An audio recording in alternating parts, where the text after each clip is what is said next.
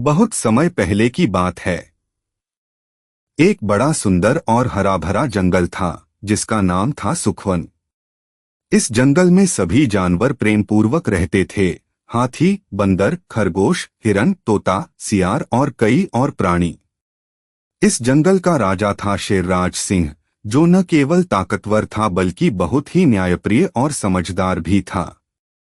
शेरराज हर महीने जंगल की सभा बुलाता था जिसमें सभी जानवर मिलते और जंगल से जुड़ी समस्याओं पर चर्चा करते थे।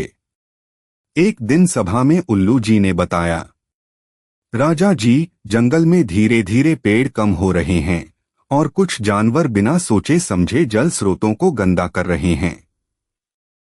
अगर ऐसा चलता रहा तो आने वाले समय में हमें बहुत मुश्किल होगी। शेरराज चिंतित हो गया। उसने कहा, हमें इस जंगल को बचाना होगा। यह हमारा घर है।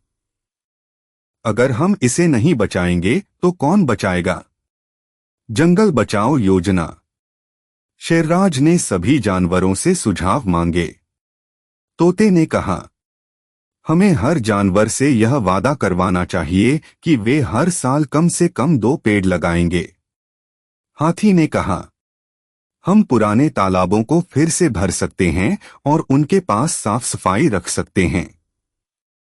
बंदरों ने कहा, हम बच्चों को जंगल के नियम सिखाएंगे ताकि वे पर्यावरण को नुकसान न पहुंचाएं। सभी सुझाव बहुत अच्छे थे। शेरराज ने एक योजना बनाई जिसे उन्होंने नाम दिया हरियाली अभियान। काम शुरू हुआ।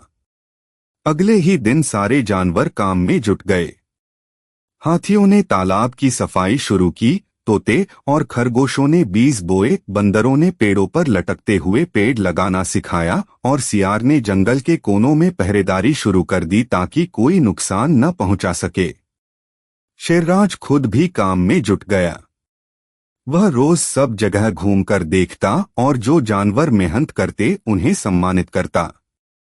धीरे धीरे जंगल फिर से हरा भरा हो गया। तालाबों में पानी लहराने लगा और सभी जानवर खुशहाल जीवन जीने लगे। एक नई चुनौती। एक दिन जंगल के पास के गांव से कुछ लोग जंगल में लकड़ी काटने आ गए। उन्होंने पेड़ काटने शुरू कर दिए।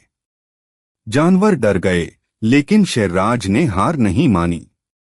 उसने एक योजना बनाई। उसने उल्लू, तोते और सियार को गांव में भेजा। उन्होंने वहां के बच्चों को बताया कि जंगल पेड़ों और जानवरों का घर है और अगर वे पेड़ काटेंगे तो बारिश भी नहीं होगी, हवा भी गंदी हो जाएगी।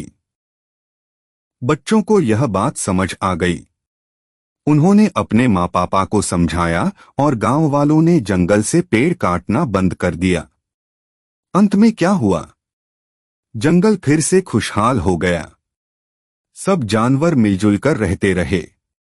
शेरराज ने सबको समझाया, प्रकृति हमारी माँ है। अगर हम उसका ध्यान रखेंगे तो वह हमारा ध्यान रखेगी। नैतिक शिक्षा, मोरल ऑफ द स्टोरी। प्रकृति की रक्षा करना हम सबका कर्तव्य है। एकता, मेहनत और समझदारी से हम कोई भी मुश्किल दूर कर सकते हैं।